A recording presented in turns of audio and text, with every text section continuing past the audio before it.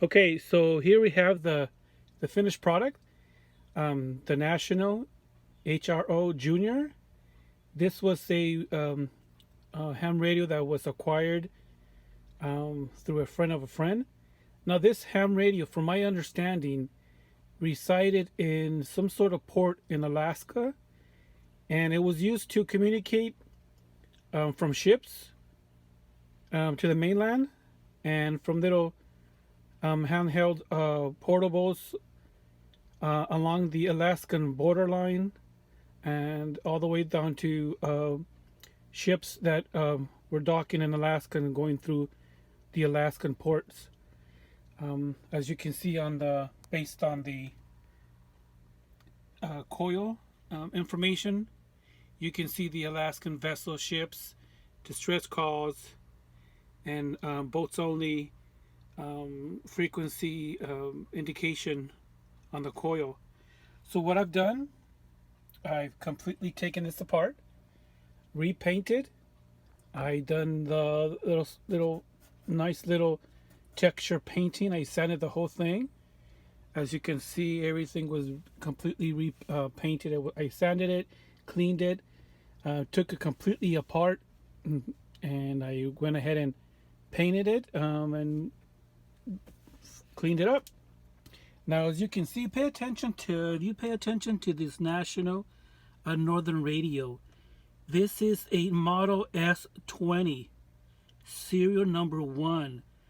So I'm not sure if Northern Radio made ham radios at the time, or if they made a bunch of these ham radios and shipped them out somewhere in Alaska.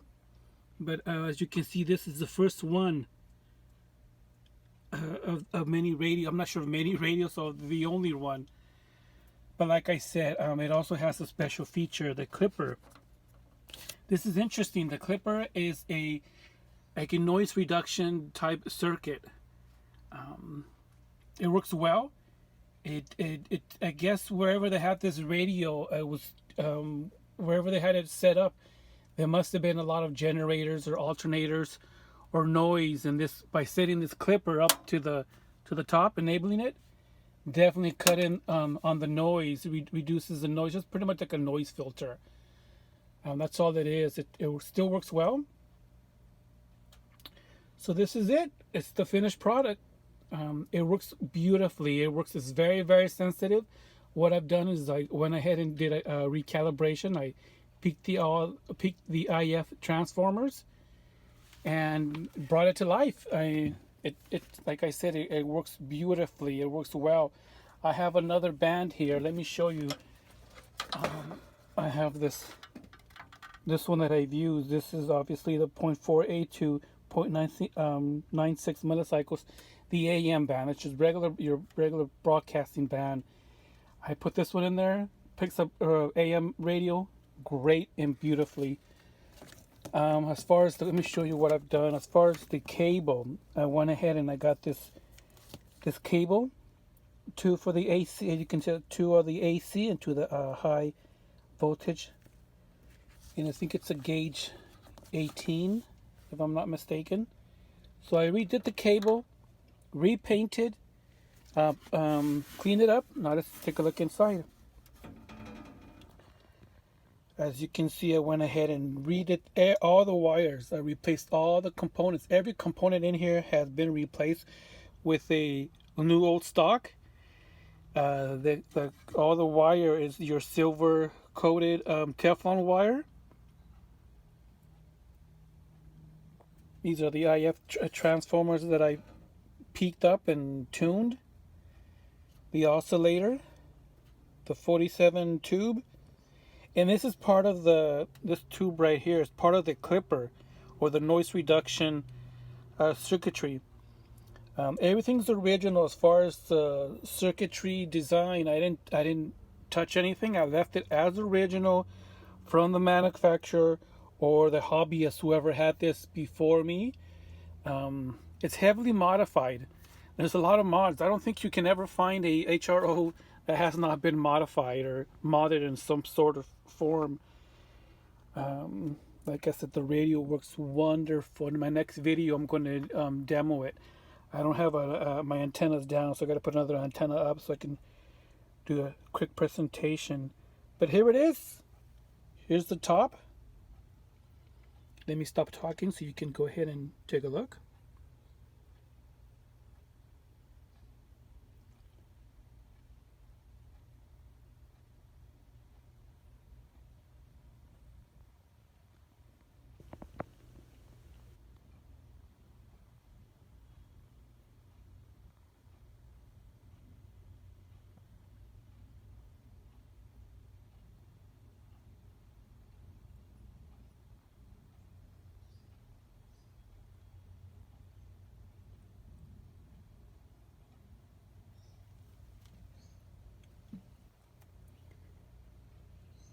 Let me flip it over so you can see the underbelly of this beast.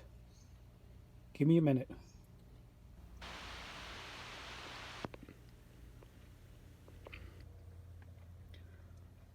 All new components. All the wires have been replaced. All the wire is new old stock vintage teflon silver wire. All the components are new old stock.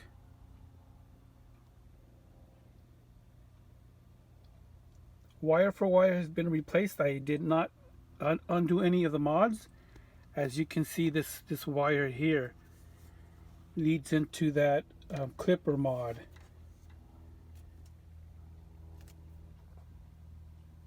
This is the output transformer.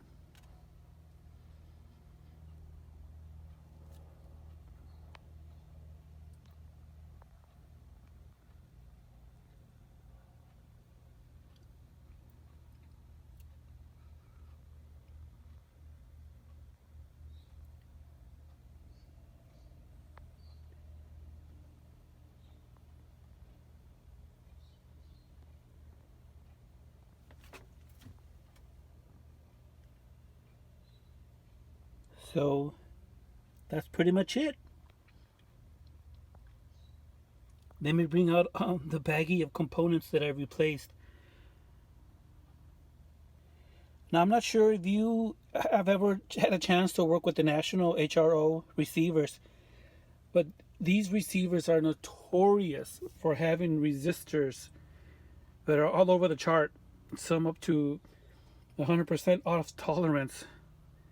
When I took all the resistors apart, I went ahead and did some testing just to see how far tolerance these resistors were, and some of them, like I mentioned, they were way off. I had a couple of resistors that were supposed to read 30,000. They were up to 60,000 K.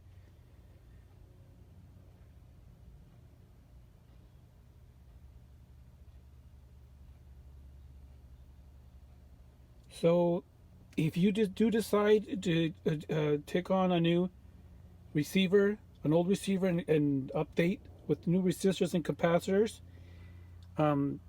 it is a challenge. It is time consuming. My saving grace obviously was the schematic, but then again, this receiver was heavily modded, and some of the components and some of the placement of the components did not match the schematic. So all I did was go one for one, replace one for one.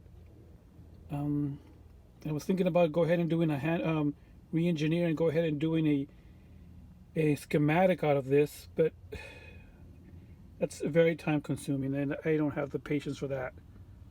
But it would have been fun just to try to figure out what the original owner or manufacturer was trying to accomplish.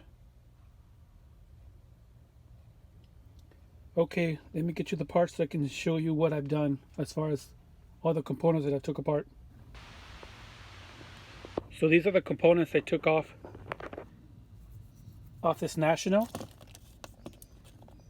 These vintage resistors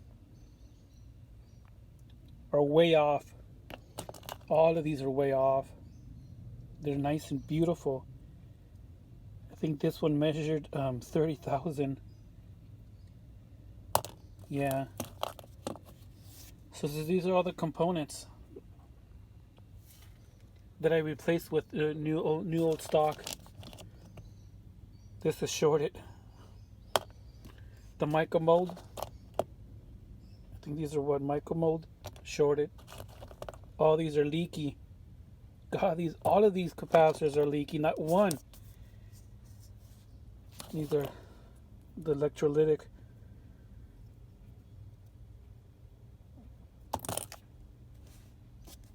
These right here are notorious also for being out of tolerance. As you can tell, see this the soldering on top? I don't know. Like I mentioned, some of the diagrams or the schematic does not match the original national circuitry, so it's been heavily modified or modded. Now this is the old wire. I'm not sure what they soldered it with, but some of the solder joints look like they must have used a hot nail and some old solder to solder this, because some of these solder joints just were completely terrible. They weren't even making contact on the components. Let me see if I can zoom into this one. See that right there? Cold solder joints. Everything was a cold solder joint. Over 75% of the connections from this wire to components had a cold solder joint. So I'm not sure what in the world they use for a soldering iron. Like I said, maybe a hot nail and some solder. Well, anyways, these are all the components I took off. I put new old stock, new Teflon wire. The next thing I need to do is I'm going to go ahead and build a power supply. My understanding that the original power supply that came with this unit either was they short out, they're not reliable. I just heard terrible things about the power supplies, and I can't find one online. So I'm going to go ahead and try to build my own. I think the voltage to power this up, based on the schematic, is 240 volts and DC at 75 milliamps, and obviously the 6 volts, 6.2 volts at 4 amps. So the next video, what I'm going to put together, I'm going to put together a power supply so I can go ahead and power this up and go from there. All right, guys. Thanks for watching. Bye.